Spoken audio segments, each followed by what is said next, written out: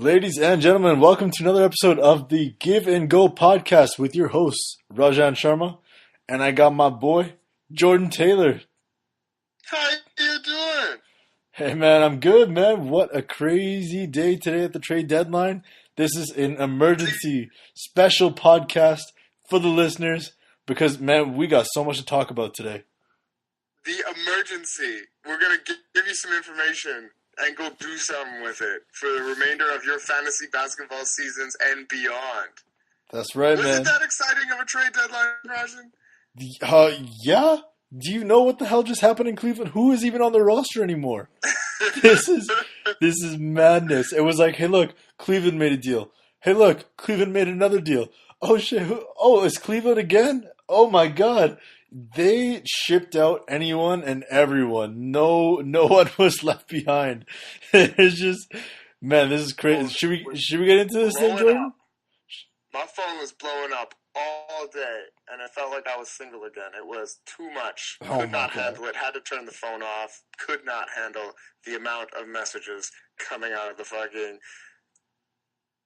the trade hypes and the trade rumors. Rajan, we're gonna go through each trade deadline day deal, and we're gonna fight about it. Okay, January 29th.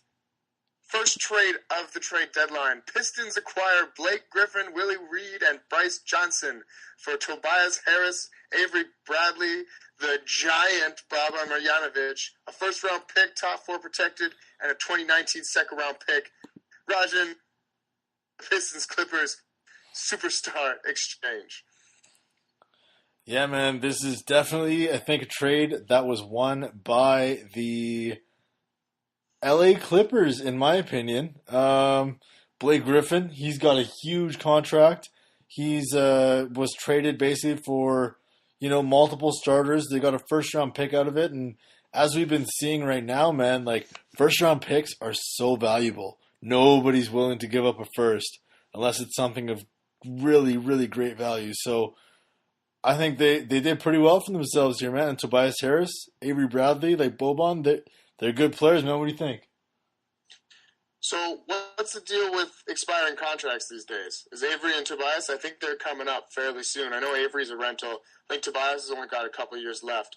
This move for the Clippers is definitely the rebuild move. Obviously trading away their first overall pick of Blake Griffin, who turned the franchise around along with teammates Chris Paul and DeAndre Jordan.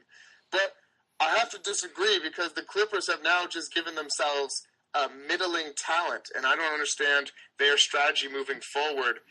They recently just signed Lou Will. This Pistons first-round pick is probably going to be, quite high up. It might still be in the lottery, but honestly, probably 16th or 15th. So it's really not going to garner you a really, great player unless somebody falls in the draft.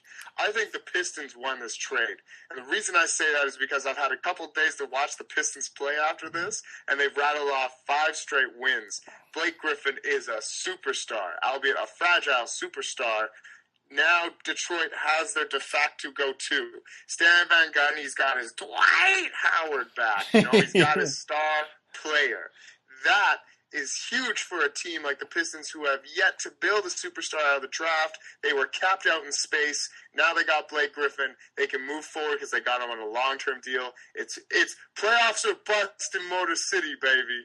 Yeah, it was a win-now move for the Pistons for sure, but we'll see if Blake Griffin can stay healthy. That's been an issue for him all through his career. So, I mean, if he's healthy, we've seen already. I think the Pistons they've lost one game or they're undefeated at this point with Blake Griffin. They were 5-0 a couple days ago, so I haven't checked the horn for tonight to see if they're still winning. But hey, 5-1 is still pretty good. Now, what do you think the Clippers locker room in order to facilitate this trade? Do you think I've been hearing rumors about why the Blake Griffin trade really happened, why DeAndre stayed instead? Rajan, have you heard anything on the ticker lately about the trouble in La La Land?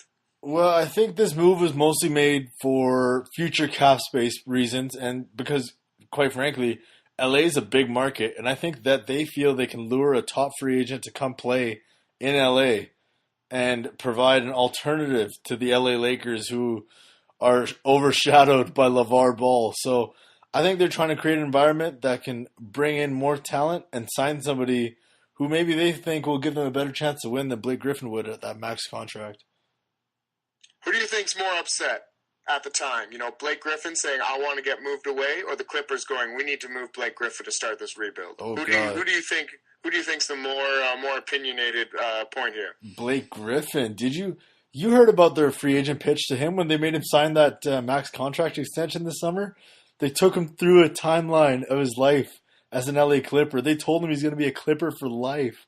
They did a mock jersey raising into the rafters. They said they were going to retire his jersey, be the first Clipper to ever have that happen. And then 6 months later, they turn around and trade him. Jordan, they did him dirty. They did him dirty. That's, you know what, and I think that's life in the NBA at this point. How many times we hear guys say it's a business. Moving on. February 1st, the Pelicans acquire Nikola Mirotic, their own 2018 second-round pick received back to them from a previous trade. Bulls get Omer Ashik, Tony Allen, Jameer Nelson, the Pelicans' top 5 first, and the right to swap picks way back in the future in 2021. Rajan, who won this trade? This trade, man, you know what? I got to give big-time props to the New Orleans Pelicans.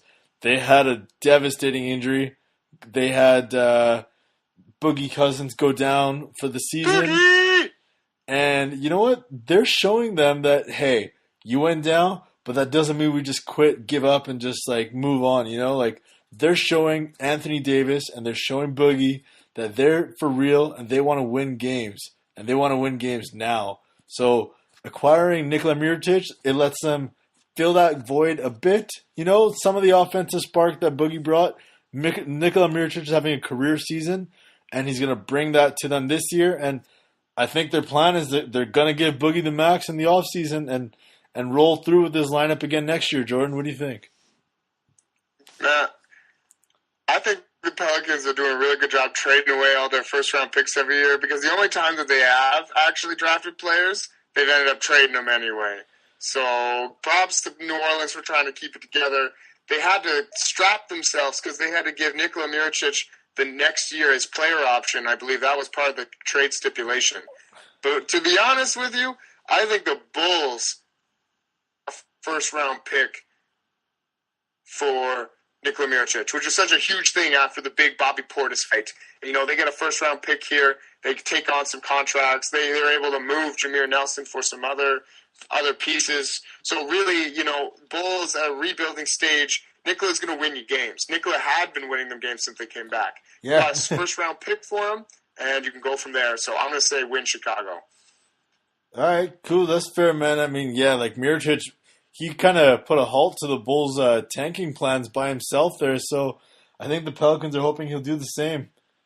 And you know what? Are the Pelicans really going to do damage in the playoffs with him in the lineup now that Boogie's gone?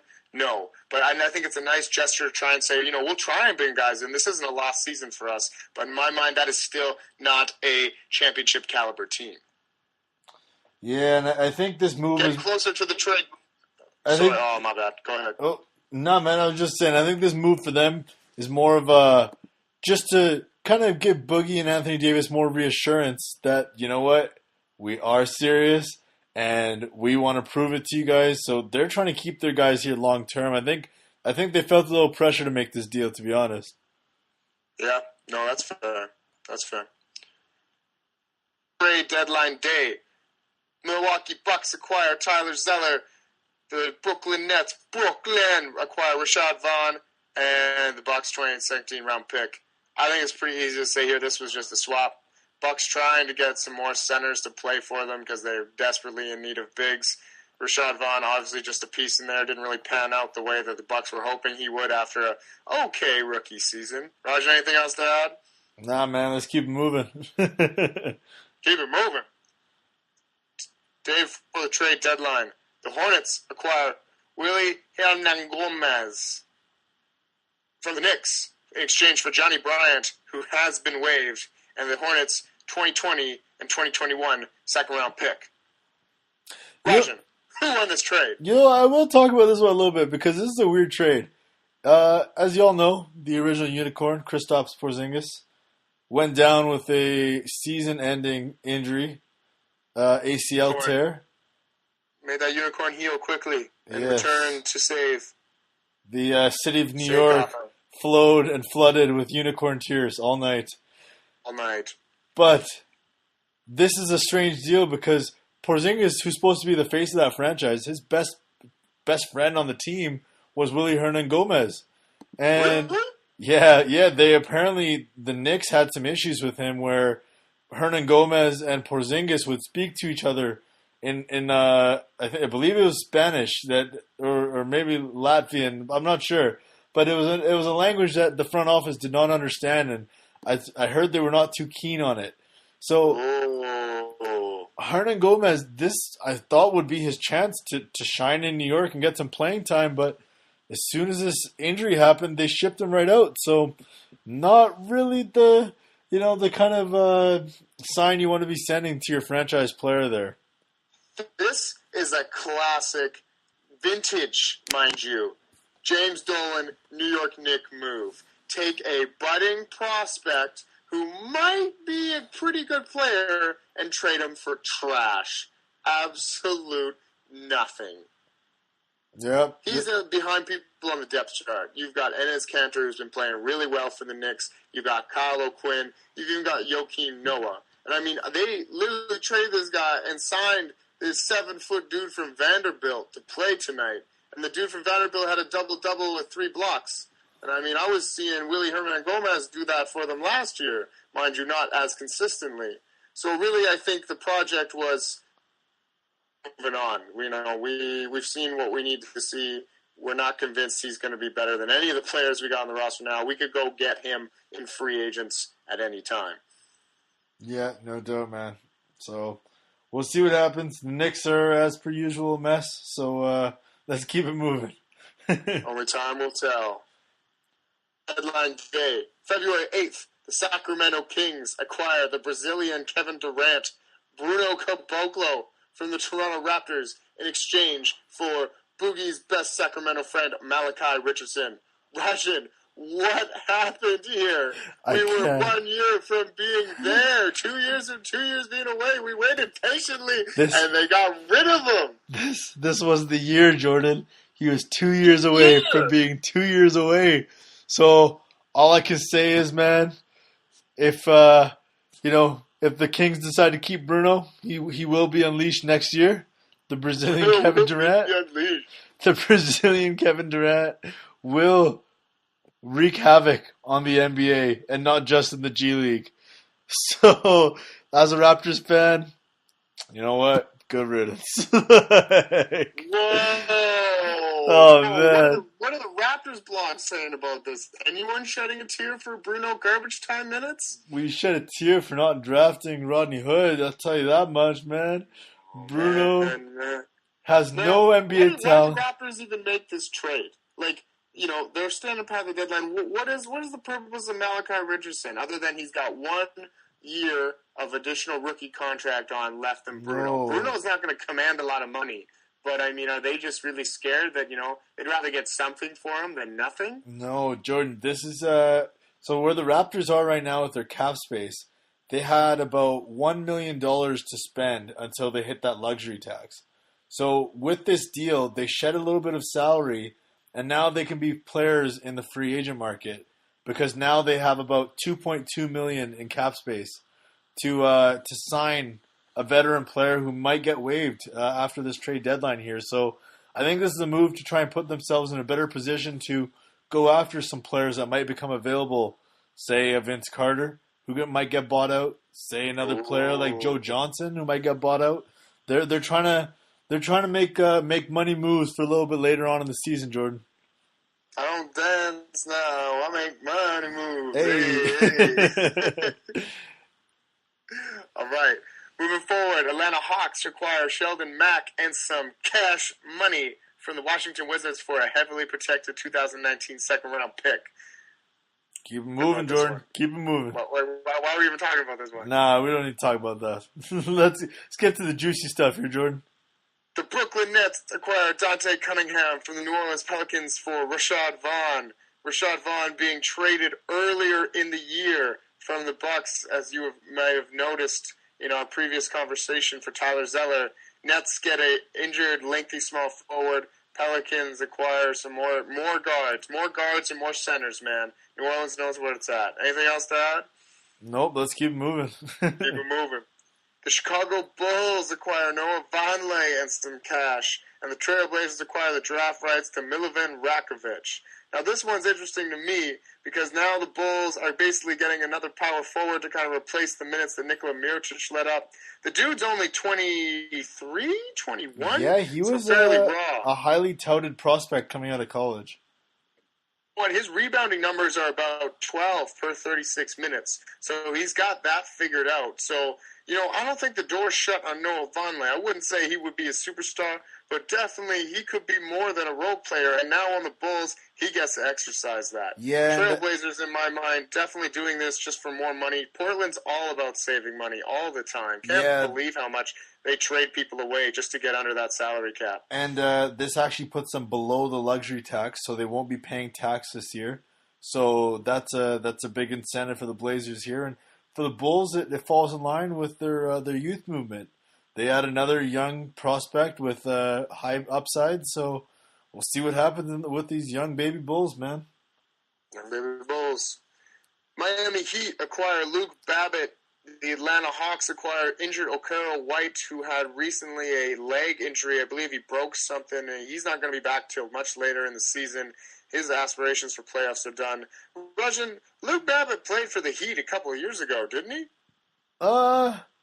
Yeah, but he didn't do much. Let's keep it moving. He didn't move much. All right. Pistons still making moves. They're going to acquire Jameer Nelson from the Bulls as part of that earlier trade with the New Orleans Pelicans. And they swap their Blake Griffin add-on, Willie Reed, and a pick swap in 2022. Pistons adding up a little bit more guard depth. Rajan, does this mean Reggie Jackson's in trouble of coming back? No, I don't think Reggie Jackson's spot's in harm, but I think, you know what? This is Stan Van Gundy reuniting with his boy Jameer Nelson. He's bringing the band back together here. He played with him. The Magic connection. That's right, man. That was his trusty point guard when Stan Van Gundy led the Orlando Magic to the NBA Finals to battle against Kobe Bryant. And I think this is just another solid veteran, another shooter to put around Drummond and Blake Griffin. I really like this move, Jordan. I like it for him. All right. Moving forward, what I consider probably one of the most underrated moves of the night. The Detroit Pistons acquired James Ennis from the Memphis Grizzlies for Bryce Johnson and the worst of the 2022 second-round picks. There's a lot of picks exchanged 3-4 years from now, man. I love those because that way you don't know what that team's going to be like in 3 years. You have an idea, but I really don't think that's a big move. James Ennis, super underrated. He was a starting small forward for Memphis. I mean, there is some, problems with his game in terms of small forward all around. But I think the Pistons are making the right moves here, trading away the extra pieces of Blake Griffin to turn them into Jameer Nelson and James Ennis. Wow, that's great. That's good moves. Yeah, the Pistons, it looked like they were a disaster for a while, but hey, man, they're turning their season around, and if they end up in that 7-8 spot, man, they're going to be a tough out in the first round for somebody. They got a lot of, budding playoff experience now between Jameer Nelson, Blake Griffin. I mean, the whole Pistons roster was there last year, so, they're hungry for it. Definitely not going to be easy. Yeah, that's going to be a fun team to watch out there, Jordan, no doubt. All right, now to the award of the night for the how did they get them to accept this trade? The Phoenix Suns acquire 23-year-old Elfrid Payton from the Orlando Magic for the second. He probably had to work really hard to not get the worst favorable of the Grizzly, Hornets, and Heat's 2018 second-round pick. Rajan, who is leading the Orlando Magic into the depths of garbage? And why do they do it every year at the deadline? I'm at a loss for words. They didn't even get another young player back. Marquise Chris was rumored to be on the block, who didn't end up getting dealt. Elfrid Payton is a young player who's having the best season of his career. The best season. He's averaging true shooting percentage of over 50%, 13 points a game, 6 rebounds, 5 assists. This guy is starting to finally figure it out as an NBA player. Yeah, and I think he's shooting like over 40% from three this season too. Like he's finally learned how to shoot. That was his one knock, that he didn't know how to shoot, and now he's learning how to shoot. And it's not like they had another young point guard waiting in the helms to take over for Elfrid Payton. They literally have no one. DJ Augustine, like 30-something-year-old DJ Augustine is their point guard. So this is just a head-scratching move. The only reason that I could think of that they did this deal is because maybe they thought Elfrid Payton's going to get a max offer this summer that they don't want to match. But even then, like, this is absolutely ridiculous. He's a young player with potential for a team that's just been lottery-bound for years and years and years. It's baffling that they're just willing to give up young players for nothing, basically. Like, what are you going to get out of this second-round pick? They traded Victor Oladipo for Serge Ibaka. And now Victor Oladipo is an all-star. For a first and a Terrence Ross. And now they've lost Elfrid Payton for a second. And Elfrid Payton was Dario Saric and an additional first-round draft pick, which turned out to be, lo and behold, Willie Hernan-Gomez to get Elfrid Payton. So to get a second-round pick for this guy, props to the Suns. The Suns just found their starting point guard, one of their biggest knocks. Now look at that team. You've got Devin Booker, Elfrid Payton, Josh Jackson or T.J. Warren in there. And then you've got Chris, Bender, and Chandler and Len that's putting that center team together. Like, that's starting to kind of turn into a core, like a good core group. We got to see if they're going to be able to turn it around. Yeah, and I think Elfrid Payton's a free agent, I believe, at the end of the season. So we'll have to see what kind of contract he gets in the open market. But, I don't think there's going to be that high of a demand. I think this is just the Magic being the Magic. And this is why this team has been in the lottery for years and years. And I don't see any end to that coming anytime soon. So frustrating. If you're a Magic fan out there, we feel for you. We play the world's smallest violin for your team. Moving on. Three-way trade of the night. Love me some three-ways. Elijah, you like three-ways? No comment, Jordan. The New York Knicks acquire Emmanuel Mudiay. The Denver Nuggets acquire Devin Harris and a second-round pick from the Knicks. And the Mavericks get Dougie McBuckets. Will pick from the Nuggets of the second round. Rajan, who won this trade? I don't know. This is a tough one, Jordan. I think the only relevant player here in this league still is like maybe Emmanuel Mudiay going to the Knicks. Gives him another young point guard with some potential in there. But I mean, Nuggets getting Devin Harris. He's been kind of washed up this year. I don't know how well he's going to do. Doug McDermott, like he's just been tossed around in trades the last couple of years. I think Moody's probably got the highest upside here, man. So I'm going to give the Knicks a thumbs up on this trade here. What do you think? Roger, we went through 10 trades and we finally agreed on the 10th trade on who actually won this. I think you're absolutely right. New York Knicks figured it out for once in their life, and they got a young point guard who may have lost the starting position when he was a starter in Denver as a rookie, but he's starting to learn how to shoot the ball. Same with Elfrid Payton. That's the problem with some of these small franchises. Like, they don't spend the time developing talent. They just think they're supposed to get a John Wall or a Blake Griffin or a Boogie Cousins, like, right out of the gate. And, like, that's just unrealistic. Like, dude's got to be, like, 26 sometimes for them to really grow into their body, be, like, man size to play in the NBA. And you're going to have to pay for that sometimes. Pay for them to play. And so unless I'm missing something and there's something else going on in the franchise and maybe they see this player as, this guy really was work ethic or for whatever reason he's not sticking around, then he's got to go. You know what? Denver, they swap point guards here. They get a pick out of it. They've got Devin Harris, who's got a lot of playoff experience. He won a championship with that Dallas team a couple of years ago. So, you know what? I think that's good for them to kind of give it a little more locker room presence. And for the Mavericks, we all know that they're rebuilding. So, moving Devin Harris kind of opens up more time for Dennis Smith Jr. and Yoga Ferrell at the point guard, shooting guard position. And now they can, give Dougie McBuckets a try and let him shoot his heart out. Anything to add? No, that sounds pretty good, Jordan. And I guess, yeah, a key point here is the Nuggets, who are playoff bound finally after years of being in the lottery. And Devin Harris, who knows, man? Maybe he'll come back and have an impact in one of these playoff series for him. And Harris' playoff performance, wouldn't that be something? Moving on. The Miami Heat acquire Dwayne Wade from the Cavaliers for a second-round pick in 2024. Rush, in 2024, how many picks do the Cavs have? Are they able to give? We would like to give the Miami Heat our pick in 2150, please. Yeah. Yes, we would like to exchange this pick, heavily protected, so that you guys can have your superstar franchise player back. Rajan, what you think? Yeah, basically the heavily protected pick that they're sending them is basically they're not ever going to actually get that pick. It's probably like a top 59 protected second rounder. Top 59.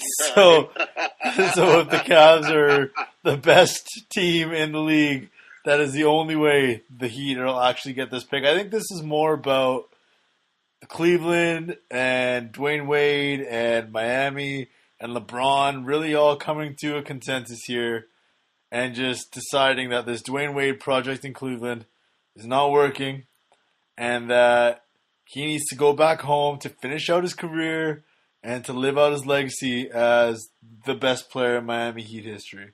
So, Ed, I interrupted. Go ahead. So I think this is a classy move on the part of the Cleveland Cavaliers.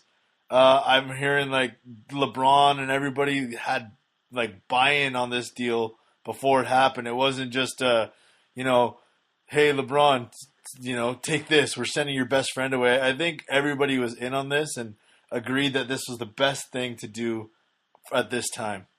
What do you think, Jordan? Yeah, I feel like the Cavaliers were just missing Chris Bosh, and that's why this team didn't play as well as they did. No, but I agree. I think, as a, what do you like to call these, like parade chasing, Hall of Fame kind of moments. Yeah, it's the nice farewell feel tour. To it. The farewell tour. The farewell tour, that's right. So it's a nice, classy move by the Cavs. It's funny because with Deion Waiters going down, this is a position that Miami actually needs to fill out. It's interesting to know because now Dwayne Wade goes back, and it's not his team anymore. It's Hassan Whiteside, it's Goran Dragic's team, and I know there's a little bit of friction between those players before he left. So I'm curious to see what happens in the future. And that being said, I don't think that Dwayne Wade was the problem for Cleveland. I think he was one of their better spots. He took a reserve role. He was excelling in a reserve role. He gave them the exact opposite of what J.R. Smith gives them. J.R. Smith is just a three-point shooter. Dwayne Wade's a slasher. So depending on who's the matchup, you have both options there to play. So, at the end of the day, I think this was more of a this is for you, Dwayne, not for me kind of LeBron move. So, it's to see if they play each other in the playoffs, if that's going to be an impact. We'll see. Yeah, that'd be a fun playoff series. Miami versus Cleveland. Dwayne Wade versus LeBron one more time. One more time, exactly. That's a farewell tour I'll get behind. Now that we've gotten into the Cleveland Cavalier trades, let's go through the biggest trade of the night, the second three-way. The Cavaliers acquiring George Hill, Rodney Hood, some draft rights to some dudes. I can't even pronounce their names. They might have played with Leangelo and LaMelo in Vytautas in Lithuania. Yeah. The Utah Jazz acquired Jay Crowder, Derrick Rose, and some swaps for the 2024 pick with the Cleveland Cavaliers. That swap pick is the same pick they gave to the Miami Heat, so you know how much that's worth. Yeah, nobody's getting that. And then the Kings today. acquired the garbage, Iman Shumpert, Joe Johnson, the Heat's pick in 2020, some cash money, and some more draft rights. Rajan, break down the biggest trade of the trade deadline. Tell me what happened. So, for some reason, every year, teams just decide that it's a great idea to just gift wrap their good players to the Cleveland Cavaliers. I don't understand what the motivation here is for these other teams. Like, apparently there was like over 20 teams that had contacted the Jazz about acquiring Rodney Hood. George Hill, he's got a huge contract, but he's a lockdown defender. He can hit the open shot. He's a solid point guard. Cleveland really has nothing to lose here. They're trading away spare parts and players that just aren't working out for them. And Jay Crowder, Derrick Rose, Iman Shumpert. And they're getting back solid players who just completely revamp this Cleveland roster on the perimeter. They become young, athletic. They got some knockdown shooters now. This is really a huge win by the Cleveland Cavaliers. The Kings are in it for the money, and they're in it for that second round pick. They're in it for the money. Like, Joe Johnson will probably get bought out. Amon Yes, Shumpert sir. is not Yes, going to be sir. doing much there. For the Jazz, like, we've already heard Derrick Rose is getting bought out. Jay Crowder, like, I guess maybe they'll keep him. I don't know. But, man, it just seems like they just gift wrapped these players to Cleveland. What do you think, Jordan? So if 20 teams contact you and 19 of them give you bum-ass shitty offers, and then the 20th team gives you, well, we're going to give you Jay Crowder, Derrick Rose, and you can swap our pick in the year 25-50. Like, what do you think? He's like, oh, I'm tired of picking up the phone with these trash offers. I just want to get this deal done. So they do, and I think they just moved on it. I think Rodney Hood was definitely very excited about the fact that he could go to Cleveland. I think that was a huge part of it. The Utah Jazz, I think, are the biggest losers of this trade. They lose both of their backup small forwards in one swoop and get nothing back. Jay Crowder, sure, he's on a team-friendly deal, but he's not going to replace what Rodney and ISO Joe can do for you. There's not much else to say other than, like, the Cleveland's going to have to practice because there is some players that have not played with each other, and we knew gelling was an issue to begin with. I agree with the Kings, trying to get some money here. I think the most interesting note about this is the fact that players have been released already. Derrick Rose, Joe Johnson. Yeah, they're not even on the team anymore. They didn't do it for the players, man. They just did this deal again. Like, I don't understand it. But good on Cleveland, man. They're making these moves to try and, they don't have a promise from LeBron that he's going to be here beyond this season. So they got all the risk here. They got all the risk. So where does Derrick Rose go? I'm hearing thoughts about Minnesota. I'm hearing thoughts about Boston, Golden State. Oh, sorry, no, Joe Johnson was Golden State. Yeah. But, Derrick Rose is gauging some interest from some teams as a backup point guard, which he showed he could do. And if you reunite him with Tibbs, Gibson, Joakim Noah, who's also being considered as a bought out, we could just go Bulls 2.0 on the Minnesota bench, man. Like, that would be a good team to watch in the playoffs. Yeah, that's probably his best fit there with Tyus Jones being a little inconsistent. I think he would add a nice veteran presence for the playoffs, and Minnesota would be, a perfect fit for Derrick Rose. Reunite him with his boys out there with Taj Gibson and Jimmy Buckets. Yeah, and I definitely see Joe Johnson moving over to State. But I know that Jimmy Butler and Derrick Rose, at the end of the day, they weren't getting along at the end of that Chicago tenure. Both of them hucking up shots, trying to prove they were alpha males. Maybe it changes the role now because Derrick Rose is now definitely not the alpha anymore. The guard has changed. Yeah, that's right. And Jimmy's kind of taken on that role in Minnesota. So it'll be interesting to see where he goes over the next week or so. But, Jordan, let's go through this last trade of the night. Last trade of the night. The Los Angeles Lakers acquire Isaiah Thomas, Channing Frye, and the Cavaliers' first-round pick. Top 3 protected. Because we know the Cavaliers are going to tank now to top 3 in the lottery. And the Cleveland Cavaliers acquire Jordan Clarkson and Larry Nance. Rajan, what the heck happened here? Wow. Isaiah Thomas, he actually got dealt. He talked his way. Games into his Cleveland Cavalier tenure. Yeah, he got man. traded. And he talked his way right out of that city. He was in there calling out Kevin Love, calling out the coaching staff. He was just telling back in Boston we used to play defense. Man. This just shows, man, the Cavs got no mercy. If you don't perform, you're not going to help LeBron bring a championship to Cleveland, you got to get out. So, the fact that Kyrie Irving has now traded Isaiah Thomas and Jay Crowder into George Hill, Rodney Hood, Jordan Clarkson, Larry Nance, I think Kyrie Irving is still giving the Cleveland Cavaliers gifts long after his departure. No doubt, man. And like this adds a whole nother dynamic again for Cleveland. Another couple athletic energy players that they're not playoff tested, so it'll be interesting to see how they do. But this gives them another dimension and helps them to try to rejoin that upper echelon of teams in the Eastern Conference that is currently occupied by Boston and Toronto. So here's what I'm looking at. LA couldn't give Jordan Clarkson away 2 months ago. They were trying to get rid of him, clear out cap space for next year. All of a sudden, Isaiah Thomas is available, but it's got to come with a first-round pick. Rajan, it's like Cleveland wanted to get rid of him more than Lakers want to get rid of Jordan Clarkson. They're like, no, like, you take him. Like, we'll take this pick. Like, see you later. Like, yeah, I'm shocked that the Lakers haul for this because, yeah, like you said, they've been trying to get rid of Clarkson.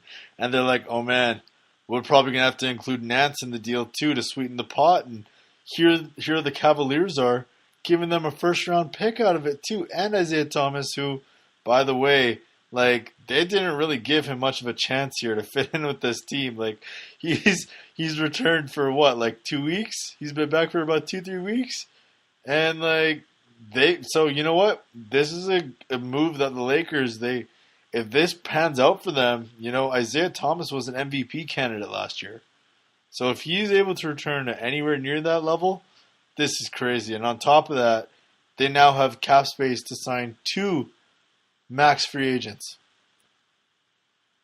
Well, let's be honest. I think Isaiah Thomas staying in the purple and gold past 2018 is going to be a stretch.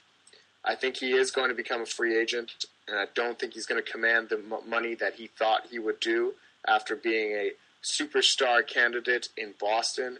Man, shout out to Boston. I don't know how they got, that franchise is just, I get more and more respect for them every day because they're just so functional and they're just so with it. And everybody that goes there knows their role, figures out, how to win basketball games. Like Doc Rivers in Boston, man, that's a good story. Doc Rivers made him to handle all the egos and win a championship for them.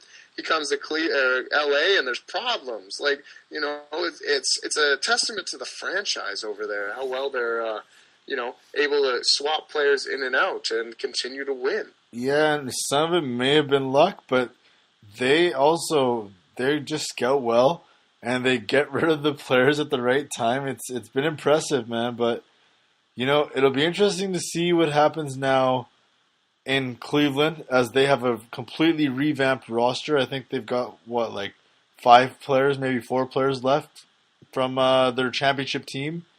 And for the Lakers here, does Isaiah Thomas start? Does Lonzo Ball start?